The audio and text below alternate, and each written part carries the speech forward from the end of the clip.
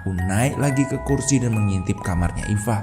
Astagfirullahaladzim, ada makhluk hitam telanjang, badannya penuh bulu, mukanya jelek, matanya melotot, dan tentu bertanduk.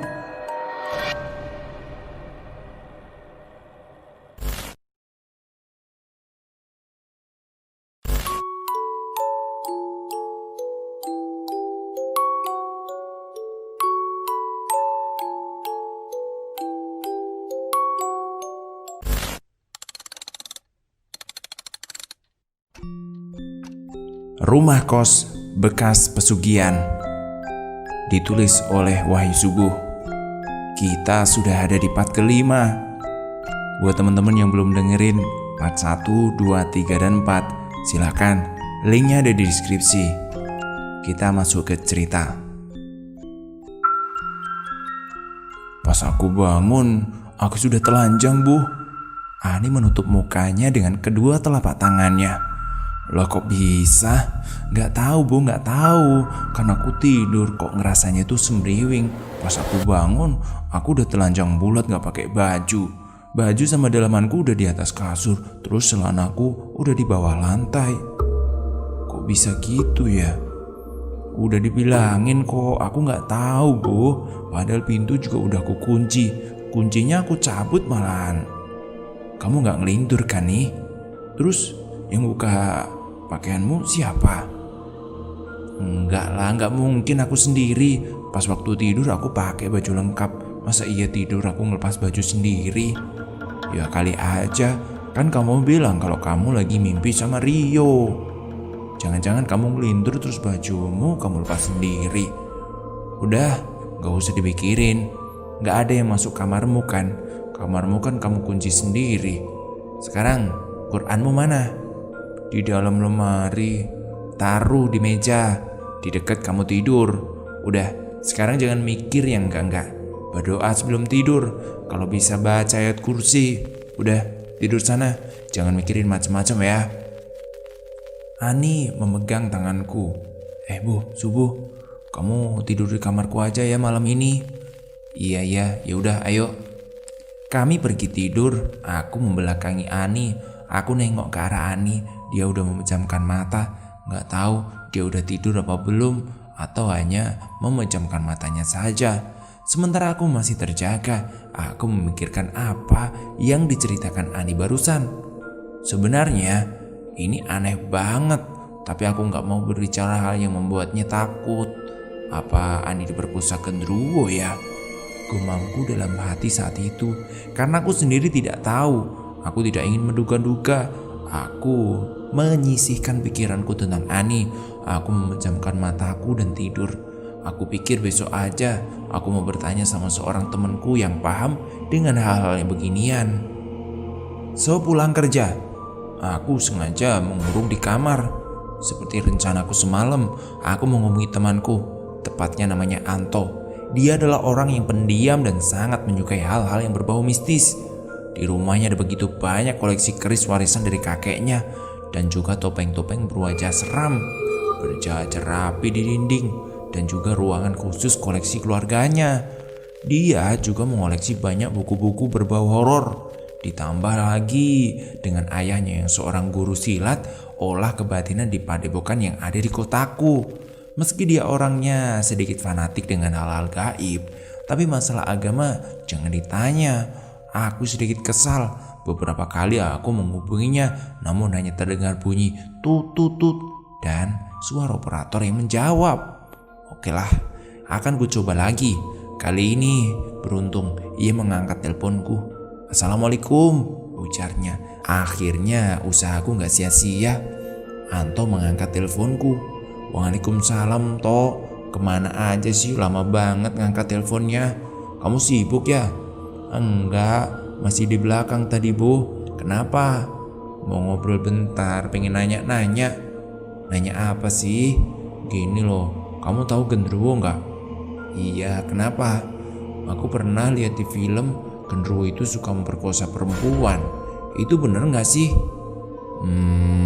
Ya bener juga. Aku juga pernah baca buku di majalah misteri. Emangnya katanya sih gitu, kalau genderuwo itu suka memperkosa perempuan. Nah, si perempuan yang diperkosa sama genderuwo itu pasti mimpi lagi. Ah, gak usah saya terusin lah, kalian pasti tahu.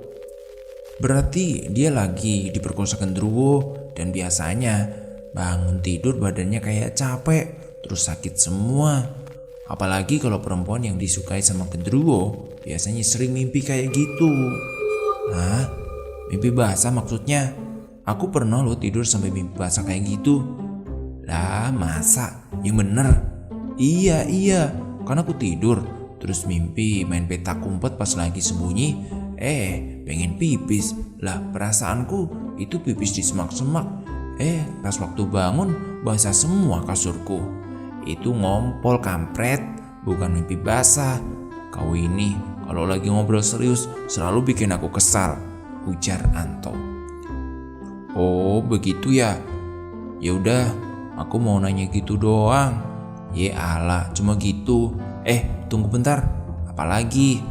Kalau cowok juga diperkosa sama genderuwo nggak? Ya enggak lah. Ngapain memperkosa cowok? Mau ngajakin pedang-pedangan? Akhirnya saya menutup telepon. Ya sudah, kalau gitu terima kasih ya. Assalamualaikum. Waalaikumsalam.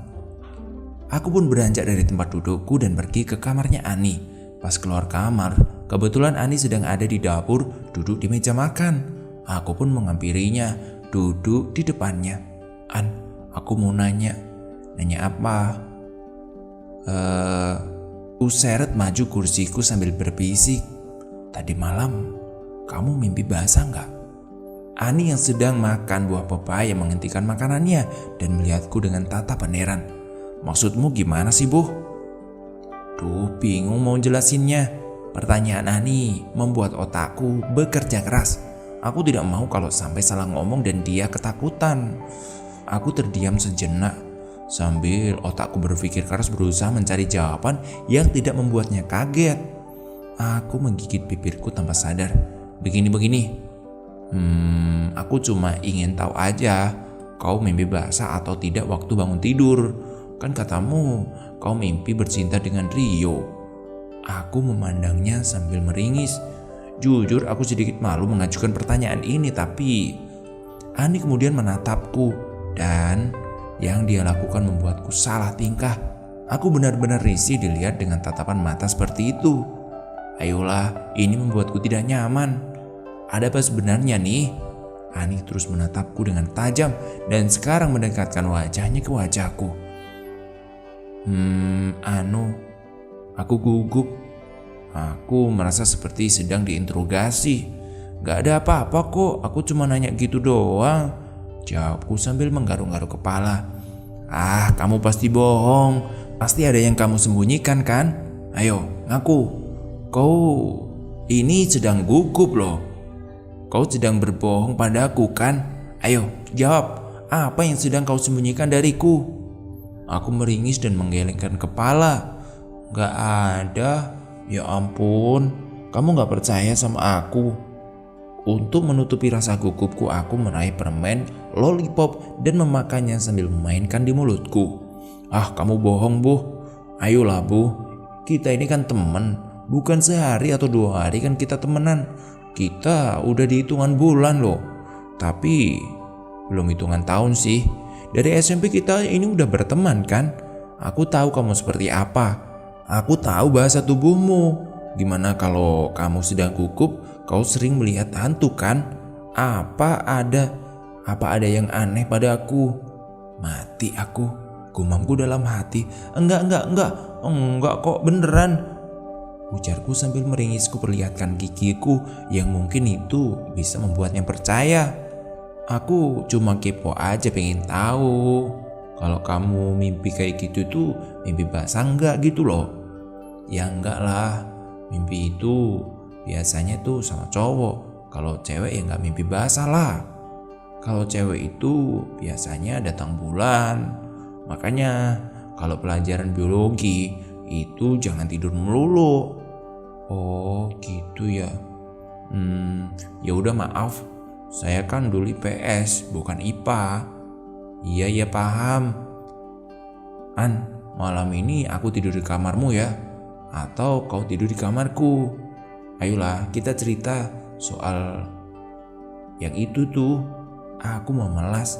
Ani menatapku dengan penuh curiga. Aku tidak menyukai dengan tatapan matanya yang seperti itu. Jangan menatapku seperti itu, An. Tatapan seperti itu membuatku takut. Caramu menatap gak harusnya seperti itu kan? Baik-baiklah, aku cerita, tapi jangan cerita ke orang lain. Paham? Aku kemudian menganggukkan kepalaku. Gini Bu, pas aku mimpi seperti nyata, Rio ngerepek-ngerepek tubuhku terus nyium-nyium leherku. Nah saat itu aku sudah gak tahu aku mimpi basah atau enggak, tapi yang jelas aku sama Rio. Ini cuma mimpi loh ya Bu, jangan mikirin yang aneh-aneh, ujar Ani sambil senyum-senyum. Oh iya Bu, kenapa kamu nanya seperti itu? Ani menatapku. Aku kaget ternyata Ani memperhatikanku. Aku meringis. Enggak apa-apa, ujarku sambil ketawa kecil. Kamu pasti bayangin aku lagi enggak ya? Ani menggodaku. Iya dikit. Wah dasar, jomblo ngenes, pikirannya selalu mesum. Terdengar suara laki-laki memanggil dari arah belakang. Aku nengok ke arah suara itu. Apa? Sini, ayo ikut aku. Itu adalah suaramu. Mau ngomong apa sih Mo? Serius amat sampai ngajakin Subuh pergi, ujar Ani. Oga, ini rahasia negara. Gak semua orang harus tahu, ini harus Subuh. Ayo Bu, kita makan aja. Aku beranjak dari tempat dudukku dan menghampiri Mo. Dia mengajakku berjalan keluar rumah. Dia jalan memimpin di depan sedangkan aku mengikutinya. Sini, ujarnya sambil berbisik. Kenapa sih Mo? Aku mendekatinya dan duduk di sampingnya. Kamu cerita apa sama Ani? Gak cerita apa-apa, hanya ngobrol aja. Jangan keras-keras ngomongnya. Ada apa? Tanyaku sambil berbisik. Mo menoyor kepalaku. Gak gitu juga kali. Kalau kayak gitu, gimana aku mau ngomong? Tadi katanya gak boleh berisik. Sekarang ngomong gak pakai suara, kamu salahin lagi. Aduh, susah ngomong sama kamu, Mo. Ini loh, Bu. Tadi pamanku nelpon. Dia bilang rumah ini angker banyak penunggunya, ujarmu sambil berbisik. Hah? Beneran? Ujarku sambil asik menjilati lollipop dan memutar-mutar dalam mulutku. Cuma gitu aja. Kamu gak kaget? Kamu gak takut? Datar banget nanggepinnya, ujarmu. Enggak, sambil menggelengkan kepalaku. Sebelum kau bilang kalau rumah ini angker, aku udah tahu kalau rumah ini angker. Orang aku udah sering ditakutin sama penghuni rumah ini kok. Baru dateng, udah diganggu suara berisik dari kamar kosong itu. Terus suara orang nyapu, dikelonin setan, ditakutin nenek-nenek yang mukanya hancur banget. Terus si Ani. Aku menghentikan bicaraku. Sial, hampir saja aku keceplosan. Ani kenapa? Gak apa-apa kok, jawabku sambil meringis. Kok kamu gak cerita sama aku kalau kamu pernah ditidurin setan? Ya ngapain cerita? Kamu nanti takut. Udah, aku mau mandi. Aku pergi masuk ke dalam rumah dan meninggalkanmu sendirian di teras. Aku sengaja pergi ninggalin dia karena aku gak mau tanya-tanya samamu. Aku meraih handuk dan ku gantung di belakang pintu kamar dan kemudian pergi mandi. Setelah itu kami makan malam. Habis sholat isya, aku rebahan di kamarku sambil membaca komik Naruto yang kemarin belum sempat aku baca. Tiba-tiba rasa kantuk menyerangku. Tanpa sadar aku tertidur. Pas bangun aku kaget. Aku gak pakai baju. Kaosku lepas tergeletak di sampingku. Aku cuma pakai BH aja, tapi masih pakai celana. Langsung aku pakai kaosku. Jantungku langsung berdetak kencang. Pintu kamarku terbuka sedikit. Memang tadi tidak aku kunci sih, tapi aku tutup rapat-rapat kok. Tapi kenapa sekarang kebuka? Aku mencoba mengingat-ingat kembali sebelum aku tidur. Aku yakin pintuku itu sudah aku tutup rapat meski gak aku kunci ya. Sial, masa aku diperkosa genderuwo, gumamku, dan ku cek celana. Alhamdulillah masih kering dan gak basah seperti yang dibilang Anto itu. Aku langsung teringat sama Ani. Aku melihat jam dinding menunjukkan jam 11 malam. Aku pergi ke kamar Ani. Sial, kamarnya dikunci. Aku mengambil kursi dan mengintipnya di atas ventilasi. Ani gak ada di kamarnya. Ani kemana ya? Gumamku dalam hati. Aku pun turun dari kursi dan mengangkatnya kembali. Tiba-tiba aku mendengar suara erangan dari kamar Iva. Aku berhenti. Aku lihat dari ventilasi, lampu kamarnya masih menyala. Jiwa kepoku keluar. Aku naik lagi ke kursi dan mengintip kamarnya Iva. Astagfirullahaladzim, ada makhluk hitam telanjang, badannya penuh bulu, mukanya jelek, matanya melotot, dan tentu bertanduk. Giginya nyerigih, panjang-panjang. Aku sampai gemeter lihat makhluk jelek kayak gitu. Iva tentu masih memakai baju lengkap. Aku langsung teriak dan menggedor-gedor pintu Iva. Iva, bangun Va, bangun, ujarku sambil teriak. Aku turun dari kursi lalu mencoba membuka pintu kamarnya Iva sambil terus teriak memanggil Iva. Va, bangun Va, buka pintunya Va. Mo sama Sigit keluar kamar. Kenapa Bu berisik banget? Ujar Sigit. Aku gak munculin si Sigit sama si Mo. Aku tetap gedor-gedor pintu Iva. Beberapa menit kemudian Iva membuka pintu kamar. Kenapa Bu berisik banget?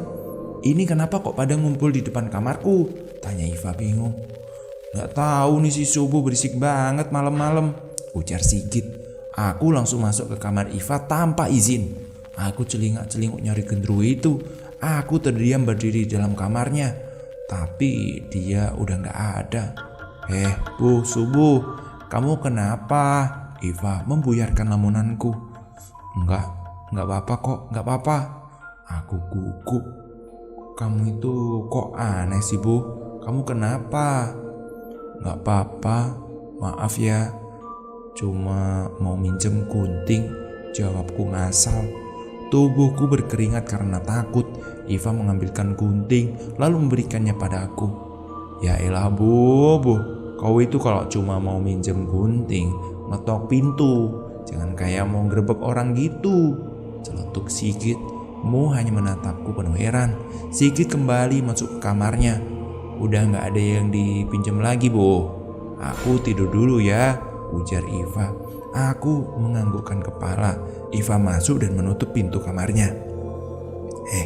Kenapa kamu? Tanyamu. Dia mengangkat kursi yang ada di depan kamar Iva dan mengembalikan ke tempatnya. Aku terdiam, gak bisa jawab pertanyaanmu. Mo menatapku heran. Dia menarikku dan mengajakku ke dapur. Duduk di sini. Dia membuka lemari es dan menuangkan air di dalam gelas. Mo memberikanku segelas air. Ini, minumlah. Aku meraih gelas itu dan meminumnya. Kamu sebenarnya kenapa? Kenapa seperti orang ketakutan? Keringat kayak gitu. Tadi aku dengar Iva mengerang-ngerang.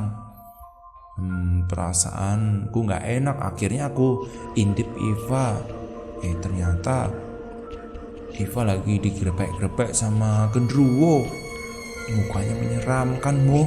Badannya penuh bulu, bertanduk dan juga matanya melotot. Apa? Aku digrebek genderuwo? Ujar Iva yang gak tahu kapan datangnya tiba-tiba berdiri di belakangku. Dia langsung menghampiriku. Bu, jawab dong Bu. Kenapa kamu diam aja? Ujarnya sambil memegang pundakku. Aku tetap diam 1000 bahasa. Iva menekan pundakku. Bu, tolong dijawab. Apa benar kamu ngeliat aku digerbek-gerbek sama genderuwo? Bertanya. Apa? Digerbek genderuwo? Sahut Ani yang tiba-tiba datang dan berdiri di koridor. Dia jalan menghampiri kami. Siapa yang digerbek-gerbek genderuwo? Tanya Ani. Kata si Subo tadi tuh dia lihat aku tidur di gerbek genderuwo. Dia cerita sama Mo. Iya kan Mo? Jawab, jangan diam, ujar Iva penuh emosi. Mo terdiam dan menunduk. Bu, apa benar yang dibilang Iva itu? Ani memegang tangan kiriku. Aku tetap terdiam sambil menggenggam erat gelas yang aku pegang di atas meja. Mataku fokus ke arah cermin. Di sana aku melihat genderuwo itu. Bayangannya terpantul di dalam cermin. Aku terus memandanginya. Keringat mengalir dari keningku, membasahi wajahku. Tanganku gemetar, otot-ototku menjadi tegang. Aku terdiam mematung. Jantungku berdetak kencang saat itu. Bibirku gemetar. Pelan-pelan suaraku seakan tidak bisa keluar dari mulutku. Makhluk jelek dan sangat menyeramkan dengan mata yang melotot, dengan gigi yang menyeringai. Entah kenapa aku tidak bisa mengalihkan pandanganku darinya. Ani dan Iva terus mendesakku untuk bicara. Iva membentakku. Dia emosi karena aku sama sekali tak menggubrisnya. Udah dong, udah. Jangan desak subuh kayak gitu, ujarmu. Diam kamu, Mu, bentak Iva. Ada apa sini ribut-ribut? Sahut Sigit yang juga ikut nimbrung. Ani menarik tangan kiriku dengan kasar. Aku tersentak. Gelas yang kupegang dengan tangan kananku terjatuh. Air tumpah membasahi meja dan mengalir ke lantai. Tiba-tiba pandanganku kabur. Tubuhku terasa dingin. Pandanganku semakin lama semakin gelap. Dan entah apa lagi. Aku sudah tidak ingat lagi apa-apa. Saat aku tersadar, aku sudah ada di suatu ruangan yang dipenuhi dengan bau obat. Kepalaku terasa berat sekali. Tubuhku lemas seperti tak bertenaga. Bahkan untuk duduk pun aku hampir tak mampu. Bu, subuh. Bu, alhamdulillah akhirnya kamu sadar ya. Jangan bangun dulu, ujar Ani.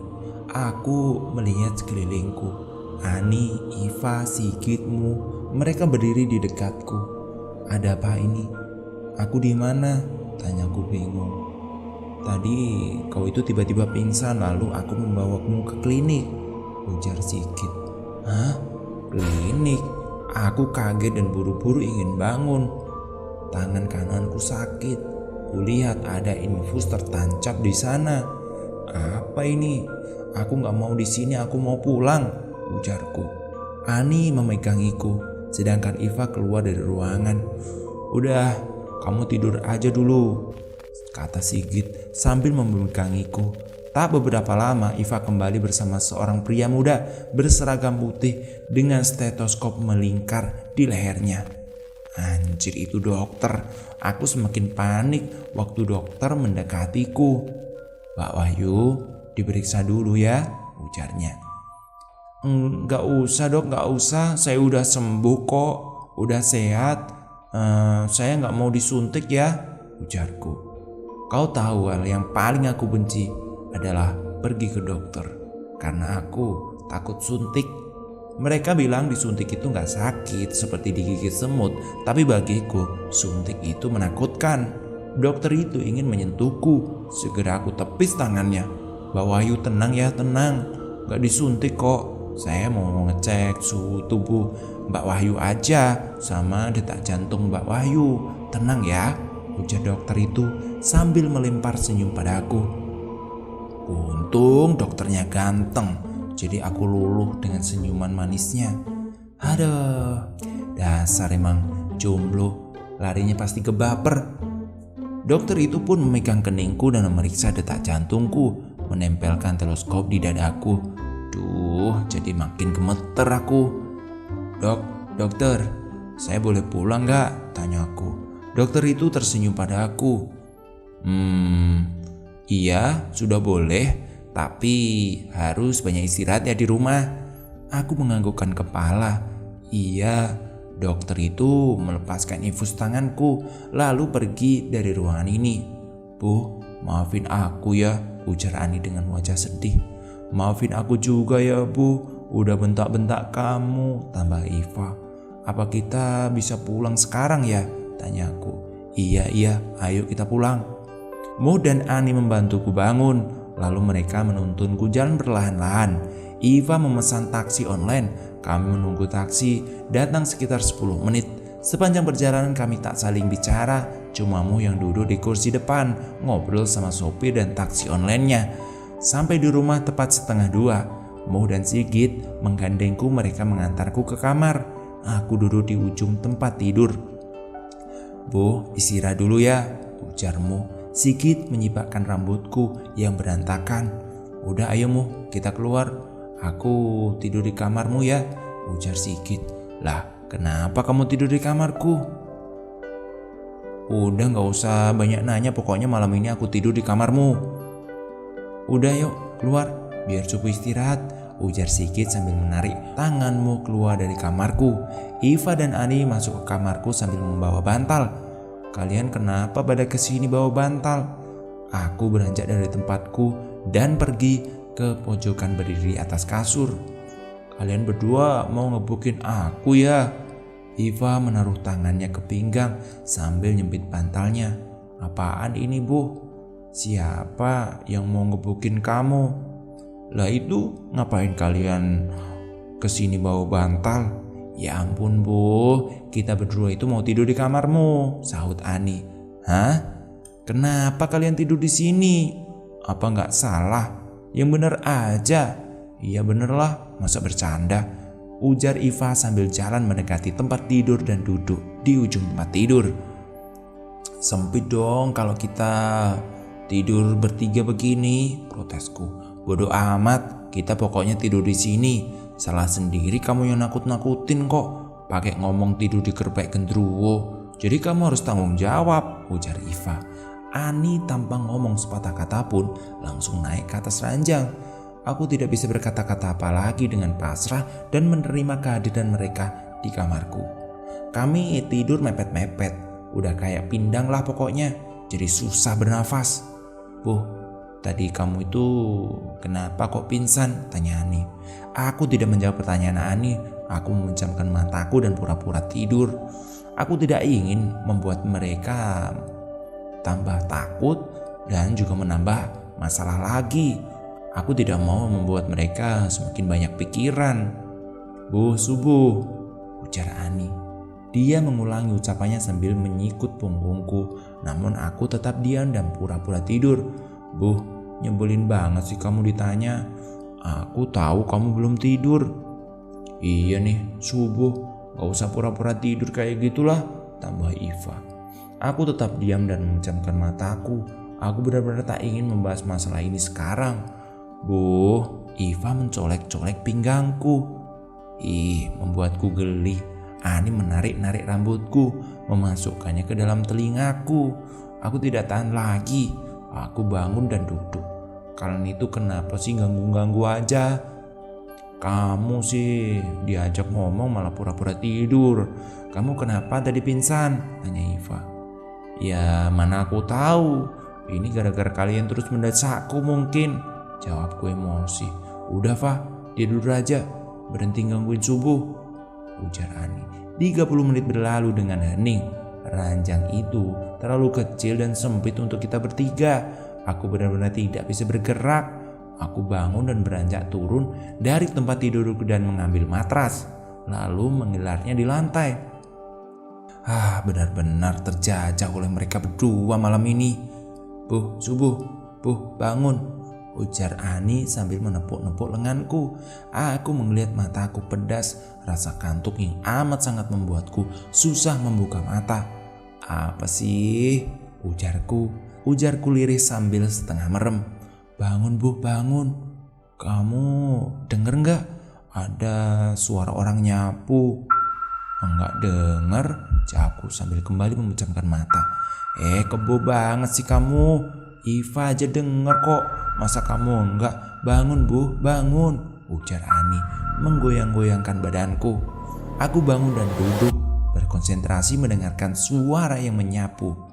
"Gak ada kok, dasar halu kalian itu. Udah, ayo tidur lagi, masih malam ini," ujarku sambil kembali tidur. "Kamu gak tahajud Bu? Tumben." "Enggak, malam ini aku absen." "Ngapain tidur di bawah Bu?" tanya Iva.